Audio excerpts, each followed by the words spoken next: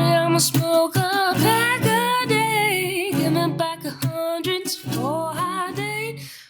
All right, folks, welcome back to the podcast. This week we've got a very special psychedelic guest. We've got he's a drifting man, but he's rolling back on home. He's got sucrose embedded in half of his limbs. His name is Sugarlegg. What's up, man? Thank you so much for coming on. What an intro. That was awesome. Thank you. That was flattering. You used some of my song names. Well, yeah, man. I've been listening to all of the albums you have, at least on Apple Music, because Past Lettuce was telling me, oh, you have Apple Music? That's the most Android thing I've ever heard. I'm like, well, hey, apparently it's what? like better quality, you know? They're like, dude, yeah, they got the lossless quality, but yeah, man, I've been like creeping out on your music because last time we had Noah Winter Miller on the show, yeah, and I remember hearing what's the first track on Recovery Drum there? Oh my God, as soon as the podcast starts, it's so hard to say.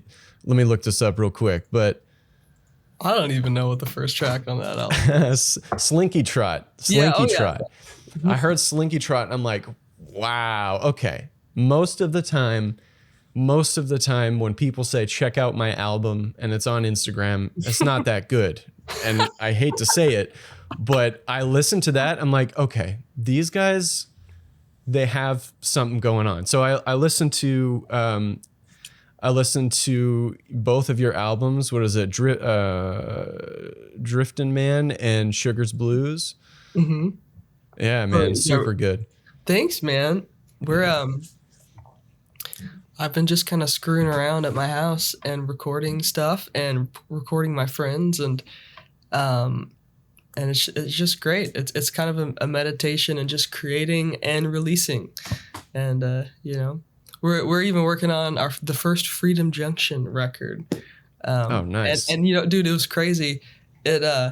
My landlord came over to help fix our door, and he's like, dude, I have a studio. Like, you want to come hang out? And we like went over there after we fixed the door, and we decided to record an album with him. So my landlord, Kyle Ryan, is producing and recording wow, the next Freedom Junction record. Shout out to the coolest landlord ever, man. I know, right? Isn't that the most Nashville bullshit you've ever heard?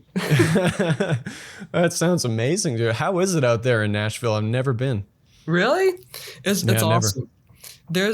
It's just like a scene of musicians trying to just like make a living playing music. All your friends are just, you know, people that are doing it or trying to do it actively, you know. That's awesome, sweet. Dude. Yeah, I've heard that like the average busker in Nashville is like obscenely good. Yeah, dude. Like we just played a show at the Underdog. Like as soon as I got off the 6.5 week tour I was just on with Cosmic, I just decided to, I guess, book another show. Like literally as soon as I got back. But you know, I love playing with Noah and Chris, so I was like, I gotta do it. But it was like a very humble attendance, you know. It was like 30 people, but all three bands. It was like, everyone was so good, you know. It's just so Nashville. Everyone just kind of comes out and enjoys some music, and there's not really that many people because everyone plays music. Why would you go out and see music, you know? That's very interesting. Everyone's out trying to do their own thing. Wow. That's crazy, man. Yeah, I'd love to go visit there someday, and I've been very curious about that whole place. I think I might have eventually gone out there if things had turned out differently, but eventually I'll get back, man. I'd love to see you guys play live. I gotta ask you though, where in the heck did Sugarlegg come from? Where did that name come from? Yeah, I know, right? Everyone started calling me that on the road because I fucked up my leg, just from I don't even know, just a combination of things, you know, being on the road, and like it like literally blew up like a freaking cantaloupe, and what? And they started calling me Sugarlegg because like I do consume you know, like milkshakes and donuts and whatnot. So they kind of blamed it on my diabetic tendencies. That's amazing. Some of the best nicknames are the ones people give you. I think sometimes you can tell when someone gives themselves a nickname, it's like a little bit too grandiose and megalomaniac, but that one doesn't. Rolls off the tongue. It feels good if you like put on a dramatized country accent. You just say Sugarlegg, and it just feels good, man. I'm so conflicted about it. It's so stupid, and like I'm so embarrassed. But whatever. People like to say it at the shows. They'll just yell it like Sugarlegg. So maybe it's something that people like to say. It's always fun saying something stupid, Yeah. I mean, it's like, I feel like that's why stage names exist, is like, it just like rings off the tongue better. I mean, like you have like I have a long name. Like my full name is John Patrick Touchette. And I don't feel like that would roll off the tongue on stage, like people probably wouldn't remember that, unless you're some famous actor, which I'll never be. So, right, Hey, maybe you'll be. I mean, maybe, but I don't think the universe is listening on that one. But anyways, I don't want to make this about myself. I'm really curious about your story. I've been reading some different articles that have been posted about you, and so definitely some things I want to ask you about. But first of all, I'd love to know like your biographical deets. Like I heard that you grew up in Arkansas. Is that right? Mm-hmm. Yeah, dude. Nice.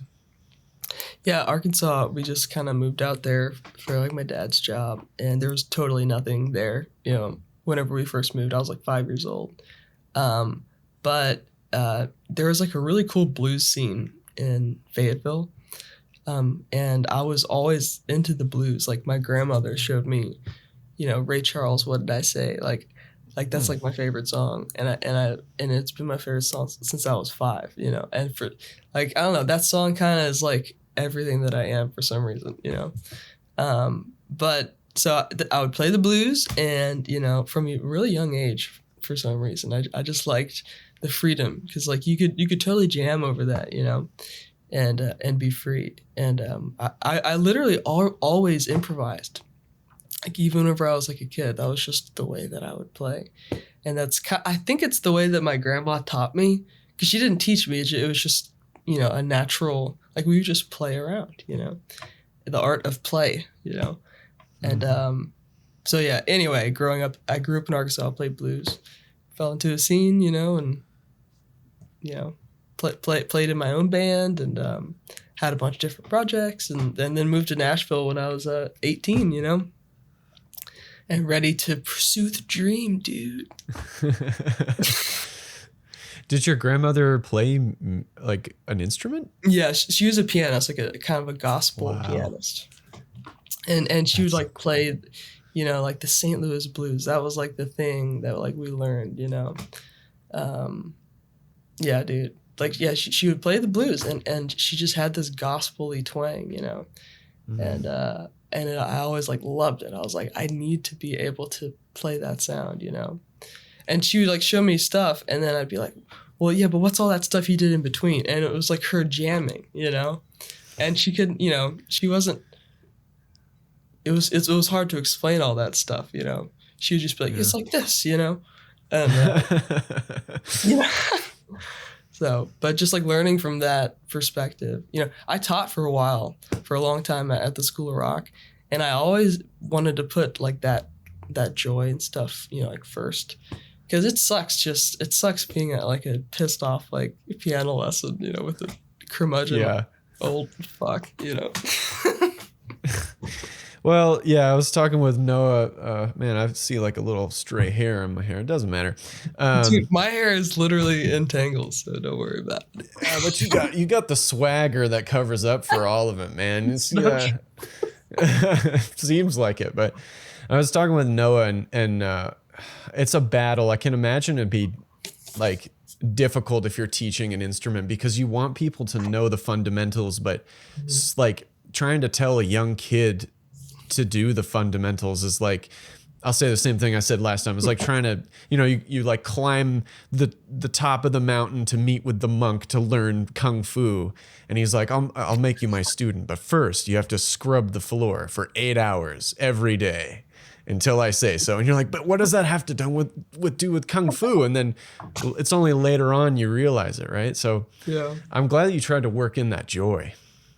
Yeah, dude. I mean, look, so you can really identify quickly if the kid's like being forced to be there or if they want to be there. So that definitely influences, what you do, A lot of times I would just be like, hey, let's just at least learn one thing today. And then the rest of and I mean, I think I probably got in trouble for that. But, if the kid doesn't want to learn, screw it, dude. We'll learn one thing and then I'll show you cool music videos. Because, at least they'll come away like liking music. If I'll show them like I had like a handful of like funny rock and roll moments. Like I would show them like the Yoko Ono like ruining Chuck Berry and John Lennon, that video where she starts screaming. I would show the kids that. They would laugh. And, I would give them a rock and roll history lesson, Yeah. Honestly, those were some of my favorite moments from my drum teacher. I remember I'd like come in and there would be some other like better, older student than me. And they'd be watching like James Brown play Get on the Good Foot, like back when music videos were live and they had like a live dancing funk audience and stuff. And I was like, whoa. Yeah. Like totally remember that. Totally do not remember the, the piece I was supposed to learn for last week, Yeah. But yeah, man, I definitely was that kid that probably didn't seem like he wanted to be there or was probably forced to be there. But I think I just wanted to learn, but didn't know how to advocate for how I learned. Were you like that, or because it seems like it came super naturally for you? Yeah, I mean, I don't know. I really always just loved like music and like playing it. I wasn't the best, classical student, or like I did the organization came a little bit later, but I just loved that creating, and playing, and I was always, trying to make a song, record a song, and be in a band, do stuff like that. But yeah, and as far as teaching nowadays though, I teach at my house, like ever so often, like someone will hit me up and we'll do a lesson, and it's awesome. Like when it's, nowadays it's all people that are into music, and so we go deep. I love getting deep into the music theory and making that stuff fun, because it's hard, like to really sink your teeth into, but I think it's really interesting. Yeah. I think it comes naturally for others, and others it just takes time, because that stuff is totally cool, but I think you have to come to it on your own. You really do, dude. Yeah, you can't force that. But thank goodness a lot of people do come around to it, man, because we have people like you around. And so you grew up in Arkansas, your grandmother showed you music, and you were a teacher at School of Rock. What were some of like your major influences growing up? Yeah, dude. I mean, Ray Charles, and it's basically like Ray Charles and Jimi Hendrix, and like I don't know. That if you could boil me down to two elements, it's like that. I love that funky gospel, and I love that rock and roll. Yeah. And I would just listen to the same shit like over and over again. There's just like this Hendrix album. It's just called Blues, and it's like a compilation of I don't even know, like they're just at a studio like jamming maybe, but it's just like all blues songs. And I would just listen to that over and over and over again. And I still fucking listen to that album, I don't know why. I'm really weird with what I listen to. No, I'm the same. Yeah. There's just, like, I'm playing so much all the time like I honestly, like my listening palette is kind of like it's not as wide as I'd want it. No, but that makes sense. Like, I'm not a frequent viewer of Naruto, but I remember when I was a kid, I saw one episode, and there was like a fight between one guy who focused all of his efforts onto one style of kung fu, and this other guy was like all over the place, like trying to master every sort of form of martial arts. And this guy ended up winning because he just like went beyond into that stuff. And when you talk about like Ray Charles and Jimi Hendrix, you know, you mentioned, oh, you know, that's, or I have a narrow palate. I think of it as like food, man. Like if you're going to eat all like whole grain organic foods, like you can sustain yourself on that. And I think Ray Charles and Jimi Hendrix are two dang good pieces of whole wheat music. Honestly, man. I love Gizzard. I fucking love King Gizzard. And you know what's funny? I was like showing my wife last night, Emily. She had never seen like the John Mayer Where the Light Is, you know, like live shit. And you know, that's like, you know, a very stereotypical, like every guitar male. If you were a male and you play guitar, you know of Where the Light Is. Anyway, but I was watching that last night with her and I was like, shit, I know like every single riff that John's hitting, you know. So that was a huge influence. This freaking John Mayer. Nice. Yeah, I don't know as much about John Mayer, but I kind of came to it because I love Steve Jordan. Oh, dude, yeah, I know, right? Just absolutely blows me away. And the song that he did for the drum beat he did for Who Did You Think I Was? I know, yeah. I unbelievable, dude. Unbelievable. Yeah. I know. Yeah, that trio stuff was just really cool.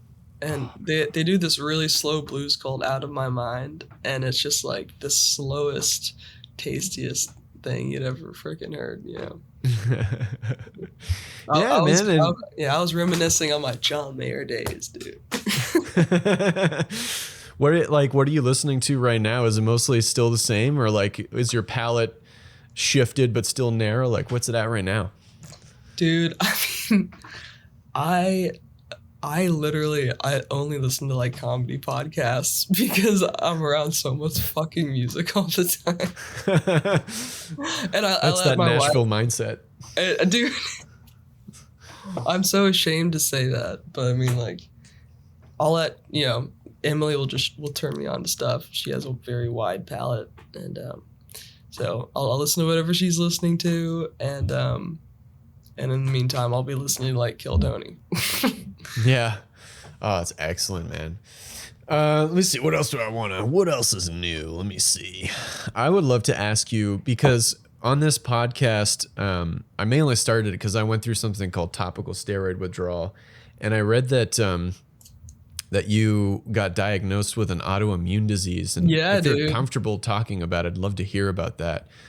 Yeah, dude. I got an autoimmune disease called ulcerative colitis, you know, and I got diagnosed like when I was 22. So like, god damn, is that like 7 years ago? I'm turning 30 this year. No. Anyway, but you know, I just you just thankfully for modern medicine, you just kind of get on I get on a, what do they call it? A biologic, and they just put a thing in my arm, you know, every 2 months, and I'm good to go. And plus I also get like free fluids and stuff, which, you know, people pay good money for that, you know, so.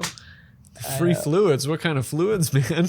you know, like the IV drip, the hydration or whatever. So I get an IV and I'm good to go, you know, but it was tough there for a while, you know. The JP Touchette podcast is brought to you by Compadre. Love every walk. Do you have a strong and willful pulling dog? Well, not anymore.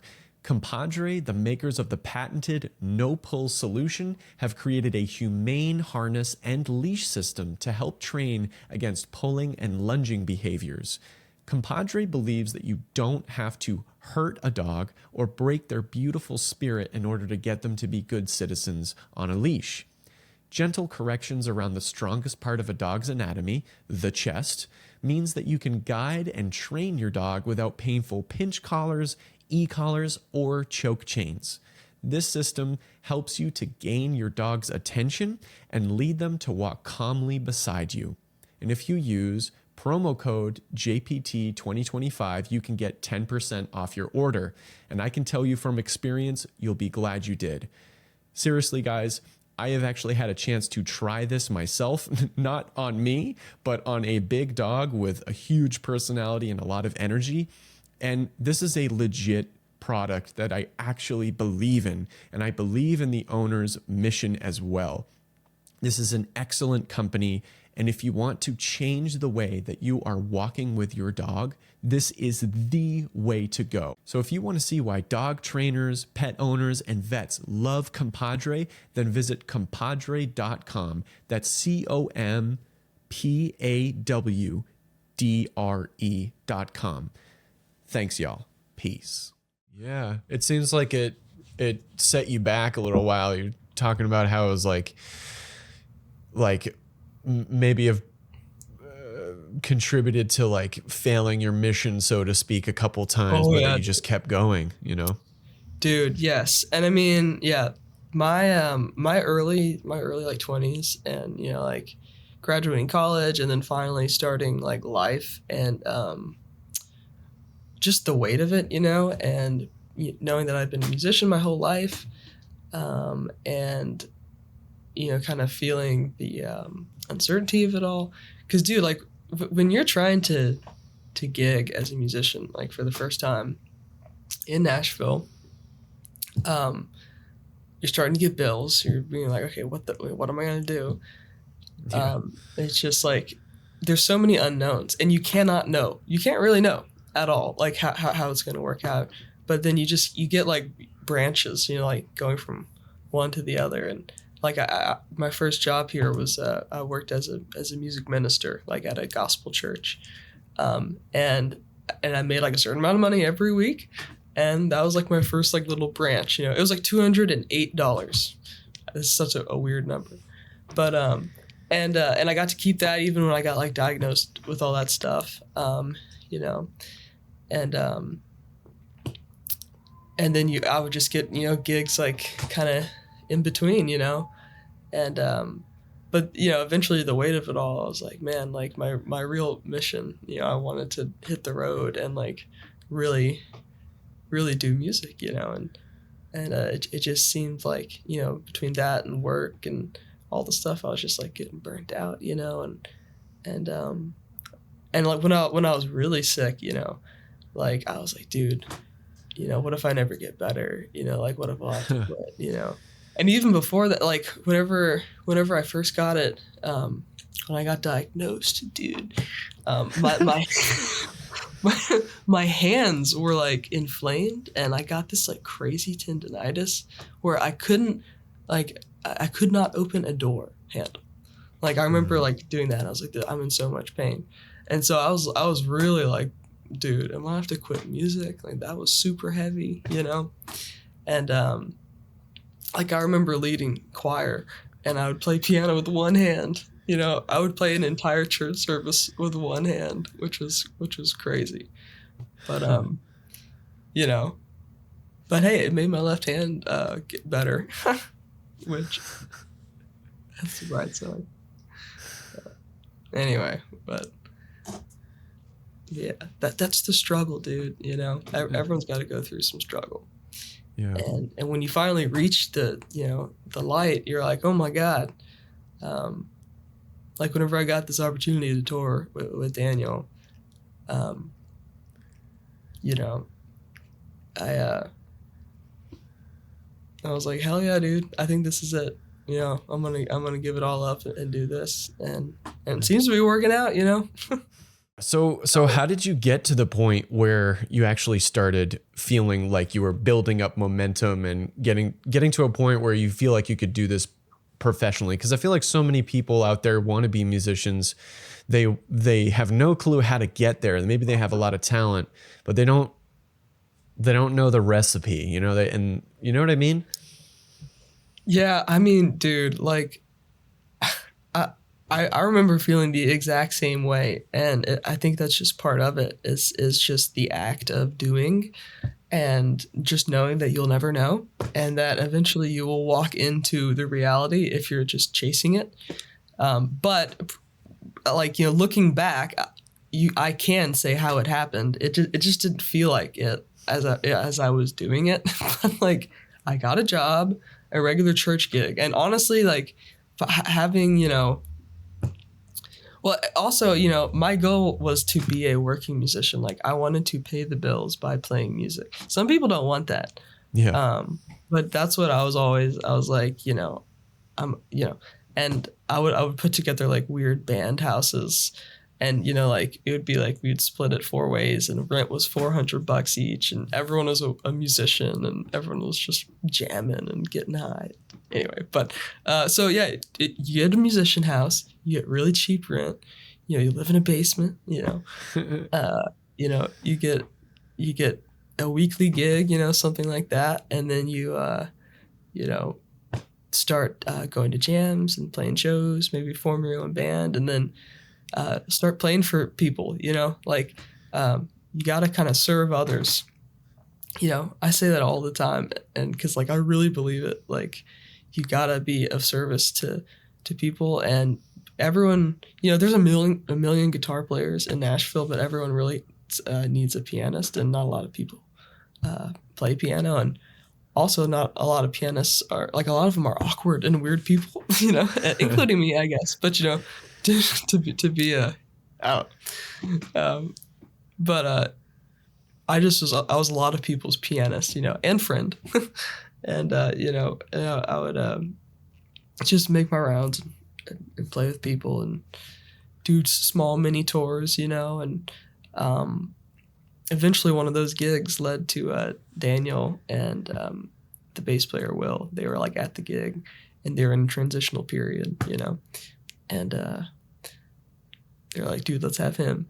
And Noah was playing drums too, and they needed a new drummer, so that just happened there, you know.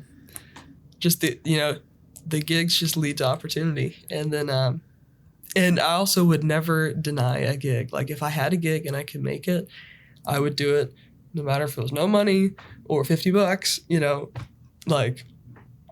And I almost freaking didn't go to one of those gigs that actually totally led to me hitting the road. Wow. With Cosmic.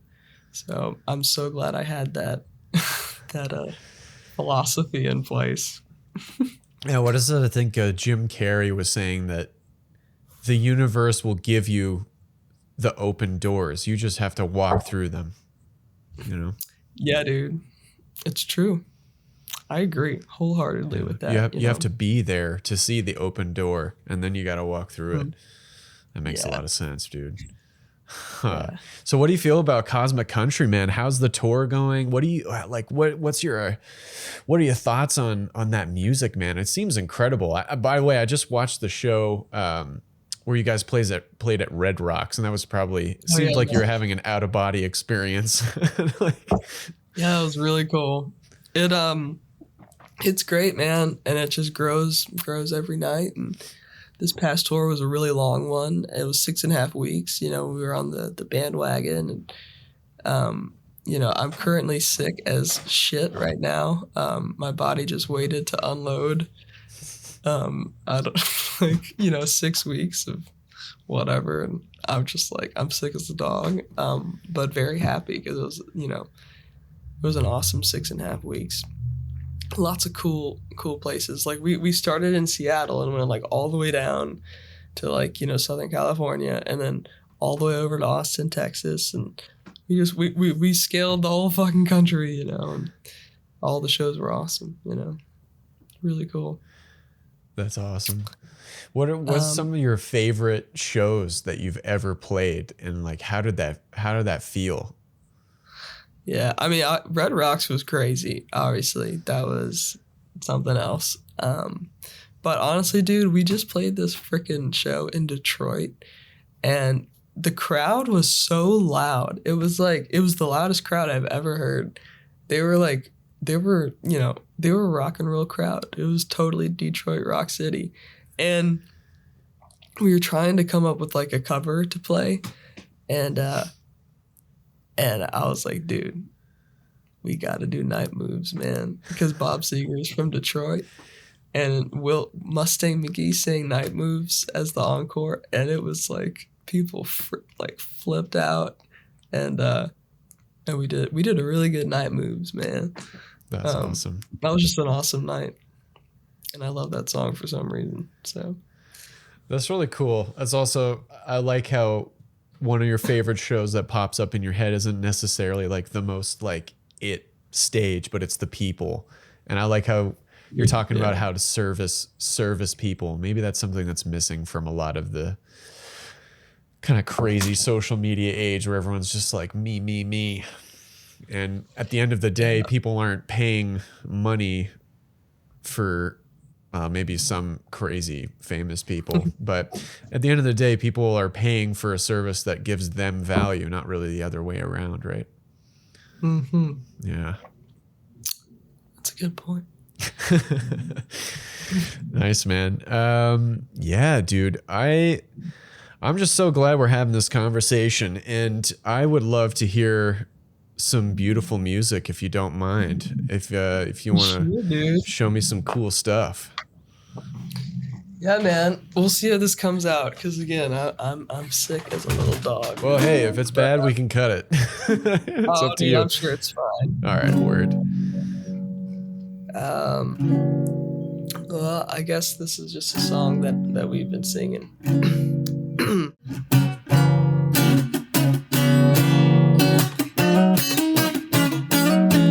Tell me I'm an addict, need your loving. Tell me I'm a modern, need your help. Tell me I'm your babe, need your affection. Tell me I'm alone and leave me to myself. Tell me I'm a lover. Tell me I'm a lover. Baby, tell me I'm a lover. Baby, tell me I'm a lover. Let me go down. Let me go down. Let me go down. Then we turn it around. Yeah. Yeah.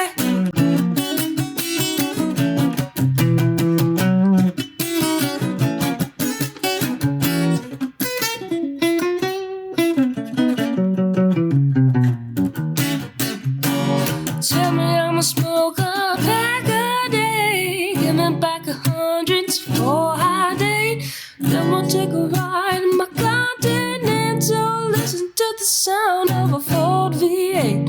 Tell me I'm a lover. Baby, tell me I'm a lover. Oh, tell me I'm a lover. Tell me I'm a lover. Let me go down. Let me go down. Let me go down. Then we turn it around. Yeah, yeah. Ooh.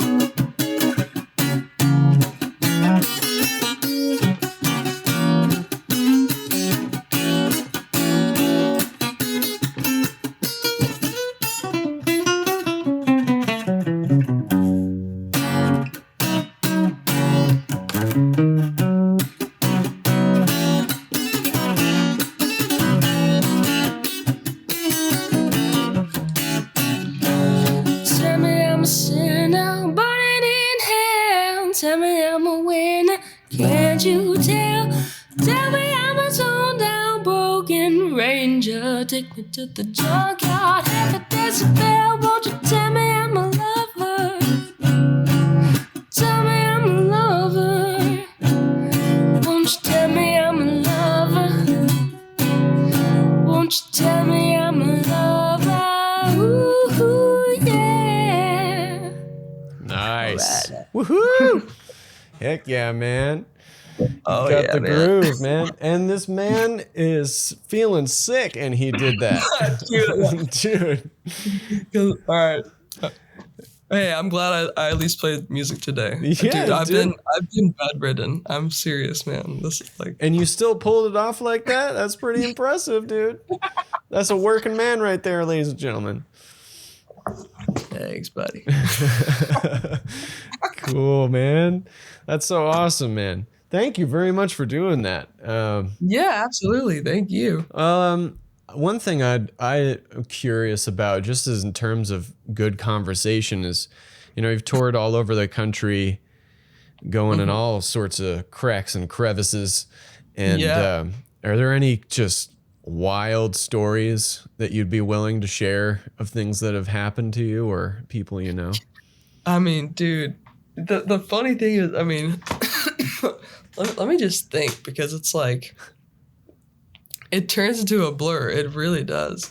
And everything is wild, like you're just moving from place to place every day and waking up in a new place. And, like, why can't I think of anything, Well, you're talking about going to a gas station and just being like, there's no hotel tonight, so we just got to stay here in the middle of Arizona. That sounds pretty, you look out the window and see a skinwalker just walking around or something. Dude, seriously. I mean, it's, you just wake up and I just start walking for coffee. Like I'm a huge, I don't know if you've noticed, like I've been drinking coffee just this whole time. Yes, I have noticed. I am a coffee addict. And I'm like one of those guys, I have to have it within the first 5 to 10 minutes of waking. And so like, I'll like wake up and then I'll just stumble around and I'll look crazy. My hair is crazy.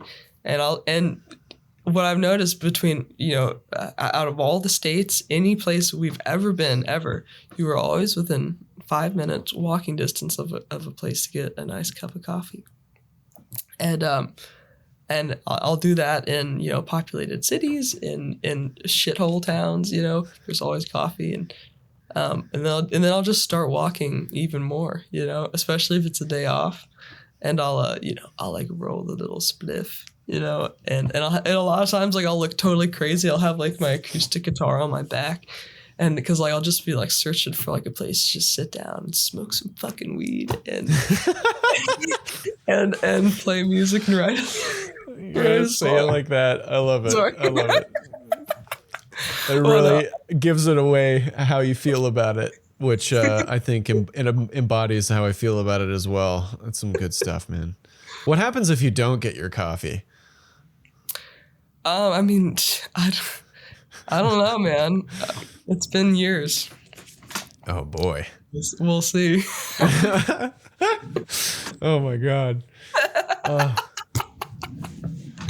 Dude. Yeah, dude. I can't even imagine like trying to keep up with the rhythm of, I mean, I'd love to tour someday. I mean, you probably know, but I'm a drummer and I would love to start touring, but like, I feel like I'd have to nail down the health aspect of it, because the last thing I would want is to like destroy my body while being on the tour. Like I would want to be like, make sure, I get some like hard-boiled eggs or something instead of like soda, or, make sure I have a place to do some stretches and get some sunlight or something. Like, I can't even imagine what it's like going on the road for that long and how to like work that out. It's a different rhythm. Oh, dude, it's bad. I mean, I don't know. I used to run every single day religiously. I used to be very healthy.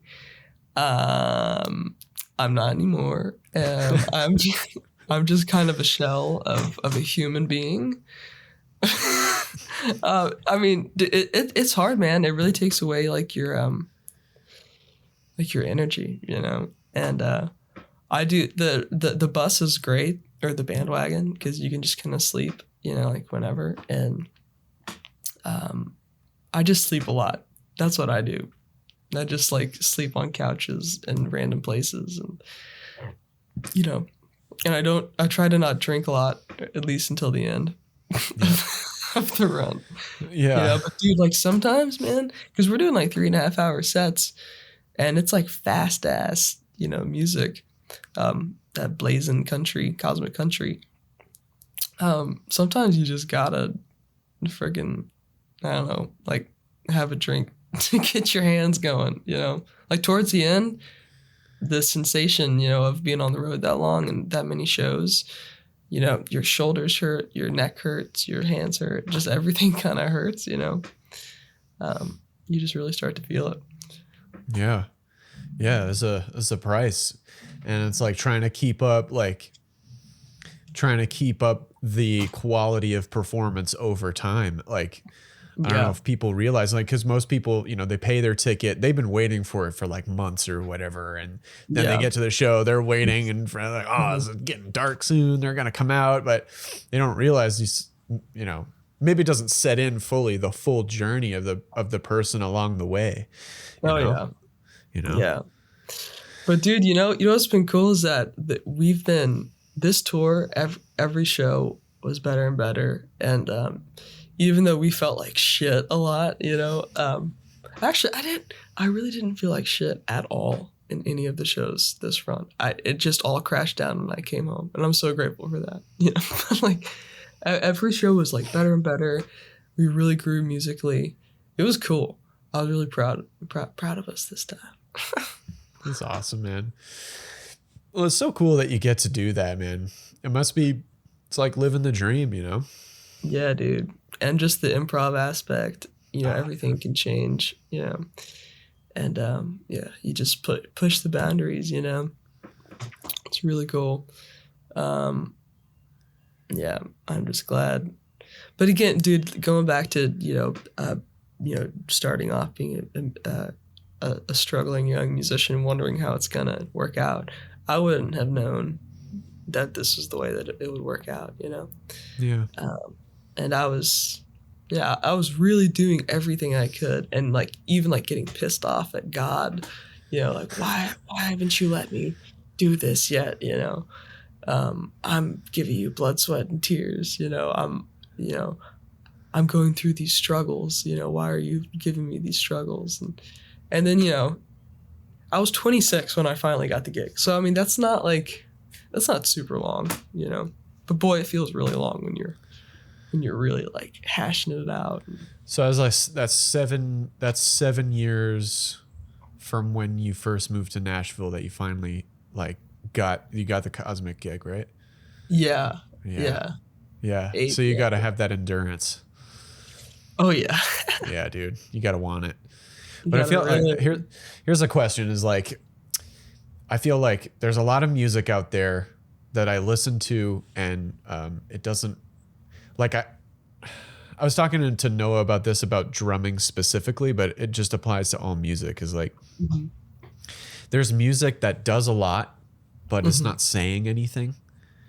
And with apart from just drumming, I feel like there's a certain amount of struggle and story and passion and heart that needs to go behind the music, especially if you're going to do something like blues, which I know we both love so much. Yeah. And if it's not there, you know, if you're making a blues song about how your gummy bear bag is empty now, like, I don't know if maybe you can make it work, but do you listen to Freddie King? Oh yeah. Yeah, dude. I remember when I was like really getting really sick in the summer of 2023, and I was listening to Same Old Blues by Freddie King, and it just captured everything that I was going through. And I remember listening to it in the car. So, what? You were sick? Oh yeah. Yeah. Yeah. It's called topical steroid withdrawal. So, with when people have skin diseases or skin conditions like eczema, I have eczema. The most common thing that's prescribed is topical steroids or topical glucocorticoids. But what they don't tell you is that it's much higher potency, like hundreds of times higher than it used to be when it was kind of made popular in the 50s. And it's not really recognized in the medical community yet that it can cause horrible side effects. And so a lot of doctors will prescribe it over and over again long term.